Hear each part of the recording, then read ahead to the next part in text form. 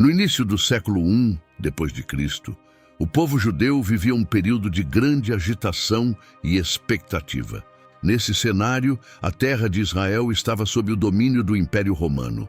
A Judéia era administrada por procuradores romanos, enquanto a Galileia e outras áreas eram governadas por tetrarcas, como Herodes Antipas. A ocupação romana trouxe não apenas uma severa opressão política, mas também uma fusão cultural que desestabilizava os judeus devotos. Os pesados tributos, a constante presença de tropas romanas e as práticas pagãs dos ocupantes criavam um ambiente de tensão constante. Religiosamente, a comunidade judaica estava fragmentada em várias seitas e facções. Os fariseus eram conhecidos por sua rigorosa adesão à lei e às tradições orais, enquanto os saduceus, uma classe sacerdotal e aristocrática, controlavam o templo em Jerusalém e rejeitavam muitas das crenças dos fariseus, como a ressurreição dos mortos, Atos 20 e 3:8. Os essênios, um grupo de ascetas, viviam em comunidades isoladas, aguardando a chegada do Messias. Além disso, os zelotes promoviam a resistência armada contra o domínio romano. Em meio a esse cenário tumultuado, a esperança messiânica era evidente. O povo judeu aguardava com fervor o cumprimento das antigas profecias que prometiam a chegada de um Salvador. Duas profecias, em particular, são especialmente relevantes para entender o papel de João Batista.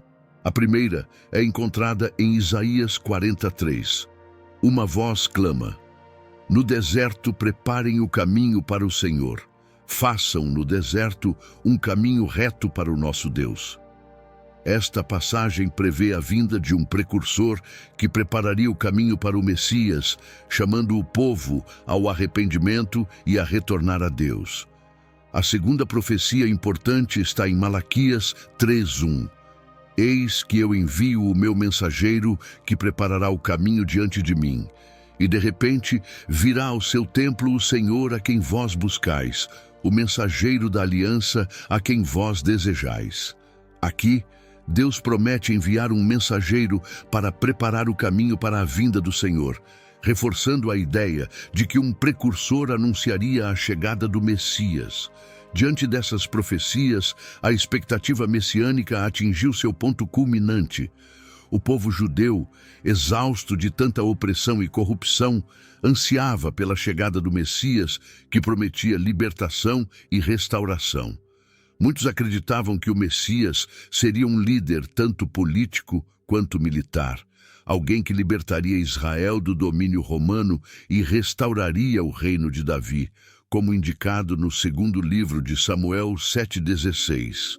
"E a tua casa e o teu reino serão firmados para sempre diante de ti. O teu trono será estabelecido para sempre." Essa esperança messiânica não era restrita apenas aos estudiosos e líderes religiosos. Ela permeava todas as camadas da sociedade. Homens e mulheres comuns viviam na expectativa constante de que o Messias poderia surgir a qualquer momento, trazendo a tão esperada salvação. É neste contexto de fervor e expectativa que João Batista emerge. Sua vida e ministério estão profundamente entrelaçados com essas antigas profecias e com a esperança messiânica que dominava a mentalidade do povo judeu. Em meio ao deserto, João se levanta como a voz que clama, conforme Isaías 43. Uma voz clama: "No deserto, preparem o caminho para o Senhor. Façam no deserto um caminho reto para o nosso Deus." Ele convoca o povo ao arrependimento e prepara o caminho para a chegada do Messias prometido. A história de João Batista tem início com seus pais, Zacarias e Isabel, um casal temente a Deus que vivia durante o reinado de Herodes, o Grande. Zacarias era sacerdote da ordem de Abias e Isabel, descendente de Arão, compartilhava com seu marido uma herança sacerdotal. Ambos são descritos como justos diante de Deus, andando de maneira irrepreensível em todos os mandamentos e ordenanças do Senhor. Lucas 1:6. No entanto, enfrentavam um grande sofrimento. Isabel era estéril e ambos já eram de idade avançada. A falta de filhos não era apenas uma dor pessoal, mas também um estigma social, pois a descendência era vista como uma bênção divina, como é afirmado em Salmos 127, versículo 3. Os filhos são herança do Senhor, uma recompensa que dele vem. Em um determinado momento, enquanto Zacarias desempenhava suas funções sacerdotais no Templo de Jerusalém, ele foi escolhido por sorteio para entrar no santuário do Senhor e queimar incenso, uma honra rara e especial. Enquanto a multidão de fiéis orava do lado de fora, Zacarias se encontrava sozinho diante do altar de incenso, envolto no silêncio sagrado, conforme descrito em Lucas 1:10. Toda a multidão do povo estava orando fora na hora do incenso. Subitamente, o anjo Gabriel apareceu ao lado direito do altar de incenso. Zacarias, assombrado pela visão, ficou aterrorizado, mas o anjo tranquilizou-o. Não tema, Zacarias, sua oração foi atendida. Isabel, sua esposa, dará à luz um filho, e você o chamará de João. Ele será uma fonte de grande alegria e celebração, e muitos se regozijarão com seu nascimento, pois será considerado grande diante do Senhor. Não beberá vinho nem bebida fermentada, e será cheio do Espírito Santo desde antes do seu nascimento. Ele converterá muitos dos filhos de Israel ao Senhor, seu Deus, e caminhará diante do Senhor com o espírito e o poder de Elias, para restaurar os corações dos pais aos filhos e os desobedientes à sabedoria dos justos, preparando um povo para o Senhor. Lucas 1:13-17. A surpreendente mensagem fez com que Zacarias, atônito, perguntasse ao anjo: "Como posso ter certeza disso? Sou idoso e minha esposa também é de idade avançada." A resposta de Gabriel foi direta e severa: "Eu sou Gabriel, que estou na presença de Deus. Fui enviado para falar com você e trazer estas boas novas. Como não acreditou nas minhas palavras, que se cumprirão no tempo certo, ficará mudo e incapaz de falar até que tudo isso aconteça." Lucas 1:21-20. Enquanto isso, as pessoas fora do templo começaram a se preocupar com a demora de Zacarias. Quando ele finalmente saiu, estava mudo e se comunicava apenas por sinais. Todos perceberam que ele havia visto uma visão no templo. Lucas 1:22. Após concluir seu período de serviço no templo, Zacarias retornou para sua casa. Pouco tempo depois, Isabel concebeu. Ela se isolou por 5 meses e exclamou: "Assim fez o Senhor por mim, nos dias em que olhou para mim com bondade e removeu minha vergonha entre o povo." Lucas 1:24-25. O anúncio do nascimento de João Batista é um dos eventos mais notáveis e significativos do Novo Testamento. A intervenção direta de Deus na vida de Zacarias e Isabel, um casal justo, mas sem filhos, inaugura um novo capítulo na história da salvação. A concepção de João, apesar da esterilidade de Isabel e da idade avançada do casal, é um poderoso testemunho do cumprimento das promessas divinas e do preparo para a chegada do Messias, conforme revelado por Gabriel. O tempo avançou e chegou o momento de ver a promessa cumprida. Isabel deu à luz a um filho, e tanto os vizinhos quanto os parentes, ao saberem da grande misericórdia que o Senhor havia demonstrado para com ela, se alegraram imensamente. No 8º dia, conforme a tradição judaica, Levítico 12:3, era o dia designado para a circuncisão do menino. Enquanto muitos queriam nomeá-lo Zacarias como seu pai, Isabel insistiu: "Não, ele se chamará João." Lucas 1:60. Esse nome surpreendeu a todos, pois ninguém na família tinha tal nome. Assim, recorreram a Zacarias, que ainda estava mudo, para saber sua opinião sobre o nome do menino. Zacarias pediu uma tabuinha e escreveu: "O nome dele é João." Lucas 1:63. Imediatamente, sua língua foi solta e ele começou a falar louvando a Deus. O espanto tomou conta de todos e as notícias sobre esses eventos se espalharam por toda a região montanhosa da Judéia. As pessoas refletiam e se perguntavam: o que virá a ser este menino? Pois a mão do Senhor estava com ele. Lucas 1:65-66. Tomado pelo Espírito Santo, Zacarias entoou um cântico profético conhecido como Benedictus, que começa: Bendito seja o Senhor, o Deus de Israel, porque visitou e redimiu o seu povo. Ele levantou um poderoso Salvador para nós na casa de seu servo Davi, como prometido pelos lábios dos seus santos profetas desde tempos antigos, para nos libertar dos nossos inimigos e das mãos de todos os que nos odeiam. Lucas 1:28-71. Zacarias continuou a louvar a Deus pela promessa cumprida e profetizou sobre seu filho, afirmando: E você, meu filho, será chamado profeta do Altíssimo, porque irá diante do Senhor para preparar o seu caminho, dando ao seu povo o conhecimento da salvação por meio do perdão dos seus pecados, devido às ternas misericórdias de nosso Deus, pelas quais o sol nascente nos visitará do alto, para iluminar aqueles que estão na escuridão e na sombra da morte, e guiar nossos pés no caminho da paz. Lucas 1:27-79. A criança cresceu e tornou-se forte em espírito. Desde cedo, João se mostrou distinto, conduzido por uma missão divina que começava a se delinear. Ele passou sua infância e juventude no deserto, longe das comodidades urbanas e das influências corruptoras, vivendo uma vida de simplicidade e preparação. Vestia peles de camelo e usava um cinto de couro, Mateus 3:4, e sua dieta era severa, composta de gafanhotos e mel silvestre, refletindo seu estilo de vida rígido e devotado. Nesse ambiente árido e isolado, João Batista forjou um caráter firme e uma profunda espiritualidade, alinhando-se cada vez mais com o propósito divino que lhe fora destinado. Iniciava-se assim uma jornada que o tornaria uma das figuras proféticas mais influentes da história, um precursor designado para preparar o caminho para o Messias. Sua presença no deserto e seu estilo de vida distintivo não apenas atraíam a atenção, mas também transmitiam uma mensagem de urgência e autenticidade. João Batista proclamava com clareza e vigor: Arrependei-vos, porque o reino dos céus está próximo. Mateus 3:2.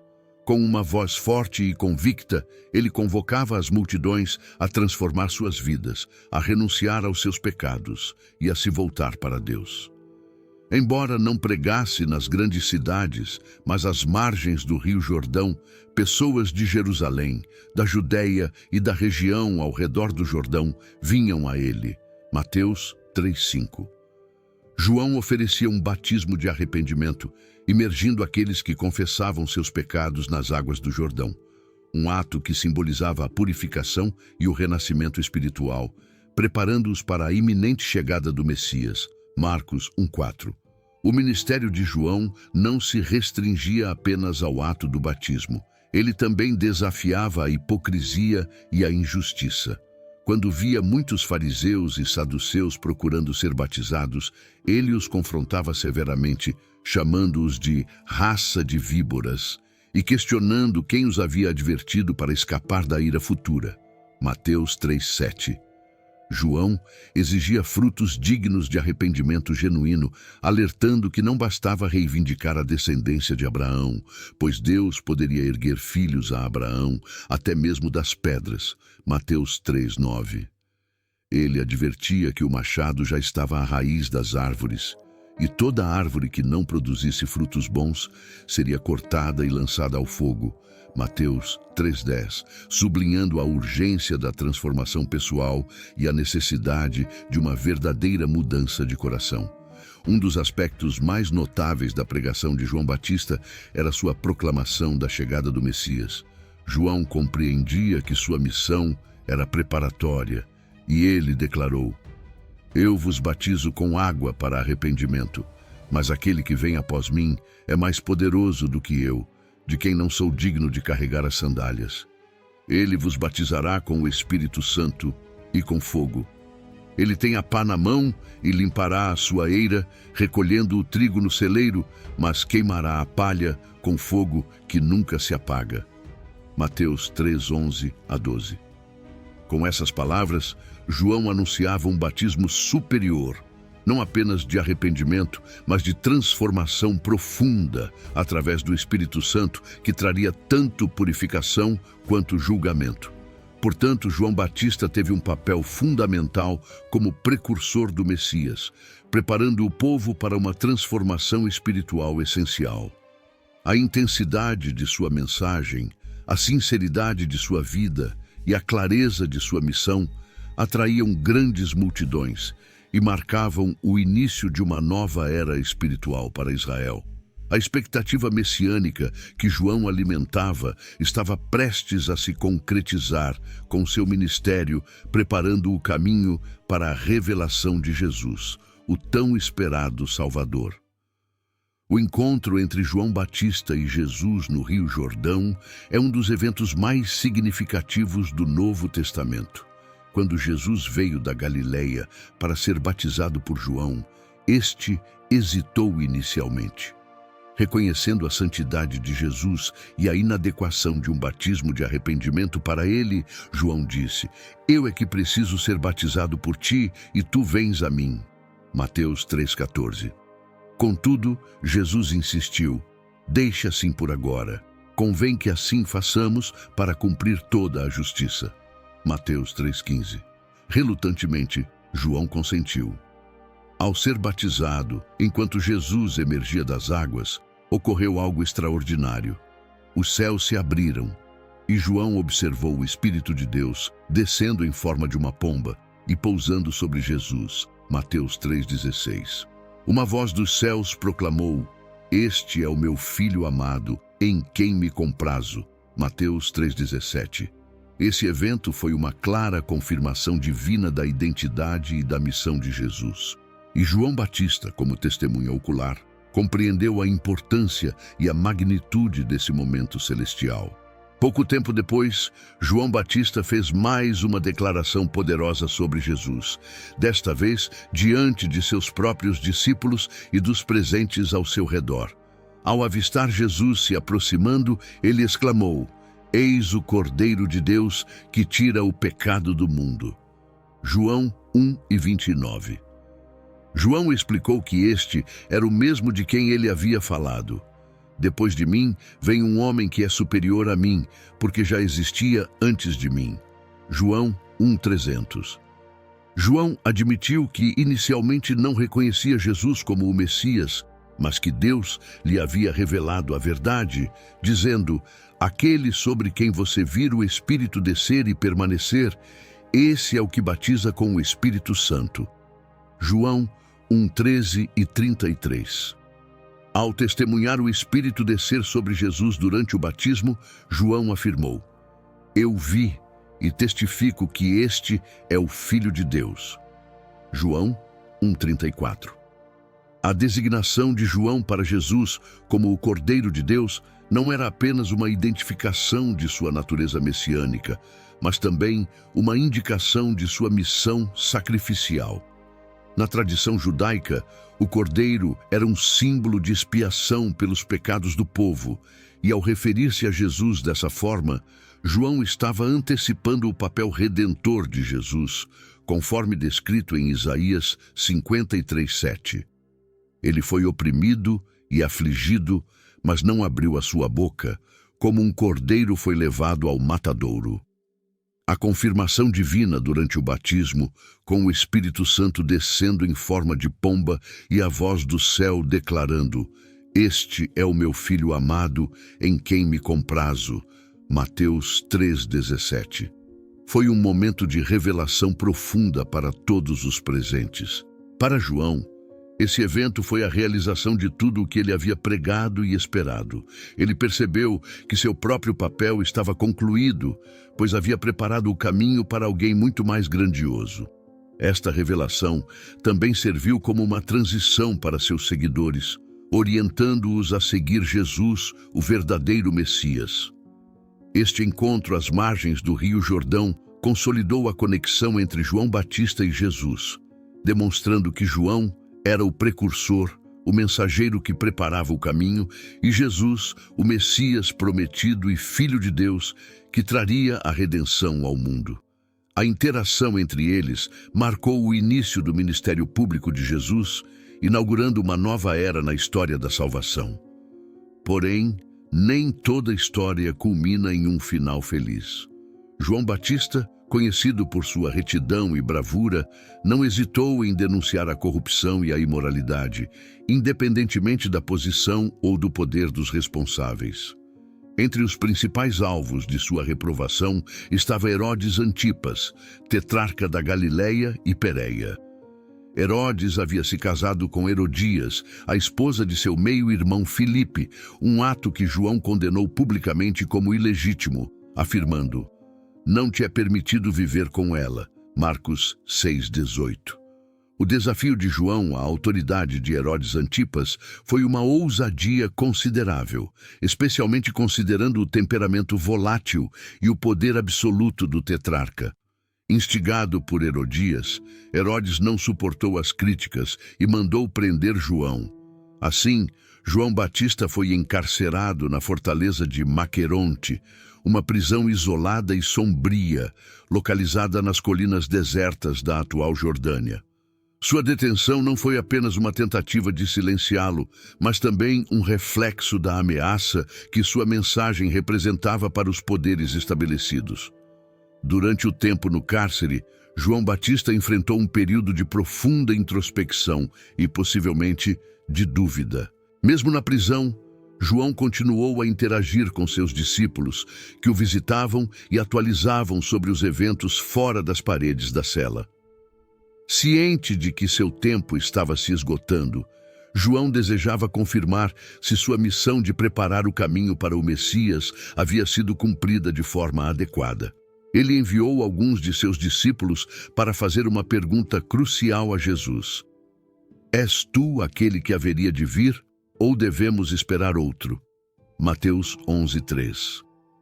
Esta pergunta não refletia uma dúvida sobre a identidade de Jesus, mas um desejo de reafirmar que seu próprio trabalho não havia sido em vão.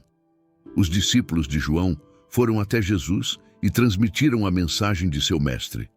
Jesus, ao invés de dar uma simples resposta verbal, realizou uma série de curas e milagres diante deles e então disse: "Voltem e relatem a João o que vocês estão ouvindo e vendo. Os cegos veem, os aleijados andam, os leprosos são purificados, os surdos ouvem, os mortos são ressuscitados, e a boa nova é pregada aos pobres. E bem-aventurado é aquele que não se escandaliza por causa de mim." Mateus 11:4-6. Estas ações e palavras de Jesus serviram como uma confirmação poderosa da missão messiânica, reafirmando a validade do ministério de João e demonstrando que a promessa de Deus estava se cumprindo. Ao receber essa mensagem, João Batista reconheceu que Jesus era, de fato, o prometido e a realização das profecias, compreendendo que sua própria missão, como precursor, havia sido plenamente cumprida. Como mencionado em Isaías 35, versículos 5-6, que previu a vinda do Messias com sinais de cura e libertação. Então os olhos dos cegos serão abertos e os ouvidos dos surdos se desimpedidos. Então o coxo saltará como um cervo e a língua do mudo cantará de alegria. A realização dessas profecias em Jesus confirmava a autenticidade de seu ministério e a conclusão do papel de João. Apesar de seu encarceramento, João Batista não teve sua voz silenciada, nem sua influência diminuída.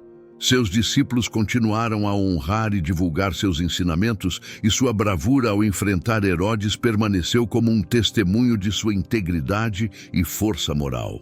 João permaneceu resoluto em suas convicções, mesmo na prisão e em meio às adversidades, provando que seu compromisso com a verdade e a justiça transcendeu qualquer medo humano. A prisão de João, portanto, não marcou o fim de sua influência, mas sim a continuidade de seu impacto espiritual e moral, preparando o caminho para a missão redentora de Jesus. Eventualmente, durante a celebração do aniversário de Herodes, foi organizada uma grande festa com muitos convidados influentes e nobres da região. No auge das festividades, a jovem Salomé, filha de Herodias e enteada de Herodes, foi convocada a dançar para os presentes. Sua performance encantou Herodes e seus convidados, levando-o a fazer uma promessa extravagante. Pede-me o que quiseres, e eu te darei até metade do meu reino. Mateus 14:7. Movida pelo conselho de sua mãe, Herodias, Salomé fez um pedido horrível e inesperado. Quero que me deis agora num prato a cabeça de João Batista. Mateus 14:8. Herodes ficou profundamente perturbado com o pedido.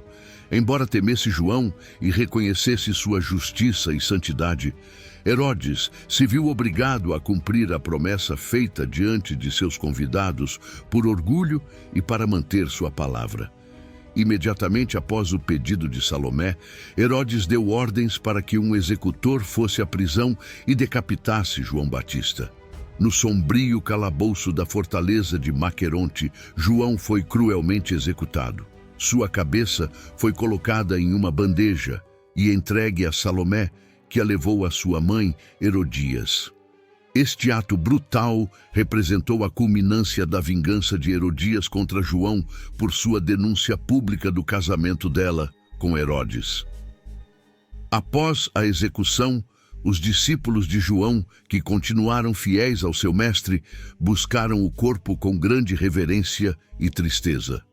Eles cuidaram do sepultamento de João e, em seguida, foram informar a Jesus sobre a trágica morte de João. Este evento é narrado em Marcos 6:29. Ouvindo isso, seus discípulos foram e tiraram o corpo e o puseram em um sepulcro. A decapitação de João Batista foi um momento de imensa tristeza e injustiça, mas também sinalizou o fim de seu papel como precursor do Messias. Sua vida de dedicação, coragem e sacrifício não foi em vão. Ele havia cumprido sua missão divina ao preparar o caminho para Jesus. A brutalidade de sua morte apenas destacou a corrupção e a degradação moral dos que se opunham à mensagem de arrependimento e justiça que ele pregava. O legado de João Batista é de extrema importância, evidenciado pelo seu papel crucial na preparação do caminho para Jesus. Desde seu nascimento milagroso até seu impactante ministério no deserto, João desempenhou uma função vital na história da salvação. Sua vida e mensagem foram um elo entre as profecias do Antigo Testamento e a realização dessas promessas em Jesus Cristo. João foi o arauto, a voz que clamava no deserto, chamando as pessoas ao arrependimento e à preparação para a chegada do Messias, conforme anunciado em Isaías 43. Voz do que clama no deserto, preparai o caminho do Senhor, endireitai no ermo vereda ao nosso Deus. No Novo Testamento, João Batista é destacado repetidamente como um profeta sem igual. Jesus, em Mateus 11:11, afirma: em verdade vos digo que, entre os nascidos de mulher, não apareceu alguém maior do que João Batista, mas o menor no reino dos céus é maior do que ele. Esta declaração sublinha a grandeza de João como o último e maior dos profetas do Antigo Testamento, mas também aponta para a nova era inaugurada por Jesus, onde todos os crentes têm acesso direto ao reino de Deus. A referência ao menor no reino dos céus indica a transformação radical que a chegada de Jesus trouxe, oferecendo uma nova dimensão de relacionamento com Deus. Como o último dos profetas que anunciaram a vinda do Messias, ele representa o fechamento de um capítulo profético que se estende desde os tempos de Isaías, Jeremias e Ezequiel até a chegada de Jesus. João não apenas seguiu a tradição profética, mas também trouxe uma mensagem que estava diretamente ligada à realização das promessas feitas por Deus. Enquanto os profetas anteriores haviam predito a vinda de um Salvador, João Batista foi o primeiro a identificá-lo claramente e a prepará-lo para o ministério que começaria em breve. Ele proclamou a iminente chegada do reino dos céus e anunciou Jesus como o Cordeiro de Deus que tira o pecado do mundo. João 1:29. Após sua morte, João Batista foi amplamente reconhecido como um santo em diversas tradições religiosas, e sua memória é celebrada com festividades em muitas partes do mundo. No cristianismo, João Batista é venerado como um dos personagens mais proeminentes e seu papel como precursor de Jesus Cristo confere-lhe uma posição de grande importância. A Igreja Católica, a Igreja Ortodoxa e várias denominações protestantes reconhecem sua santidade e a importância de sua missão. A celebração do dia de João Batista é caracterizada por uma mistura de solenidade religiosa e festividades culturais. Em muitas regiões, a data é marcada por missas especiais, procissões e eventos litúrgicos que destacam a vida e o martírio de João. Na tradição islâmica, João Batista é respeitado como um profeta e um santo, conhecido como Yahya ibn Zacariah. Embora o Islã não celebre o dia de João Batista da mesma forma que o cristianismo, ele é reverenciado por sua pureza e devoção a Deus, sendo uma figura importante no contexto da história profética. Sua morte, embora trágica, não silenciou sua influência. Ao contrário, fortaleceu seu legado como um farol de fé e justiça, que continua a inspirar e guiar os fiéis através das gerações. O que podemos aprender com João Batista é muito profundo. Primeiramente, sua vida é um exemplo de obediência a um chamado divino, mesmo diante de grandes adversidades.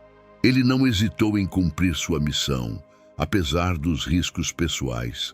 Em nossas vidas, isso nos desafia a refletir sobre a nossa própria vocação e a coragem necessária para seguir o que acreditamos ser nosso propósito, mesmo quando enfrentamos oposição ou dificuldades. João Batista também nos ensina sobre a importância da sinceridade e da humildade. Ao declarar que não era digno de desatar as correias das sandálias de Jesus, João 1:27, ele demonstrou uma humildade que é essencial para um verdadeiro serviço a Deus. Em nossa prática diária, isso se traduz na capacidade de reconhecer e aceitar nosso lugar, servindo aos outros com um espírito de humildade e altruísmo. Além disso, João Batista é um modelo de arrependimento e transformação. Seu batismo era um símbolo de purificação e renovação, preparando as pessoas para a chegada do Messias. Para nós, isso sugere a necessidade de um exame constante de nossas próprias vidas e a disposição para mudar e crescer. Assim como João chamava as pessoas ao arrependimento, somos desafiados a buscar uma transformação interior que reflita um compromisso genuíno com valores e princípios éticos. Finalmente, o exemplo de João Batista nos inspira a viver com integridade e a ser uma voz de justiça em nossas comunidades. Sua disposição para confrontar a injustiça e a corrupção, mesmo à custa de sua própria vida, nos lembra da importância de agir com coragem e ética. Em nossa prática, isso significa não apenas manter nossos próprios padrões elevados, mas também trabalhar ativamente para promover a justiça e a verdade em nossa sociedade. Sua devoção, coragem e humildade são qualidades que podemos aspirar a incorporar em nossas próprias vidas. Através de sua história, somos chamados a viver com propósito, a buscar transformação pessoal e a defender a justiça com integridade, seguindo o exemplo de um dos maiores profetas que já existiram. Se essa história inspirou você, te desafiou a refletir sobre a sua própria vida e a maneira como você tem respondido ao chamado de Deus, então não deixe isso passar. Inscreva-se no canal, ative as notificações e continue aprendendo mais sobre essas histórias poderosas da Bíblia. Afinal, a verdadeira sabedoria está em ouvir e obedecer à voz do Senhor. Obrigado por assistir. Abraços e fiquem com Deus.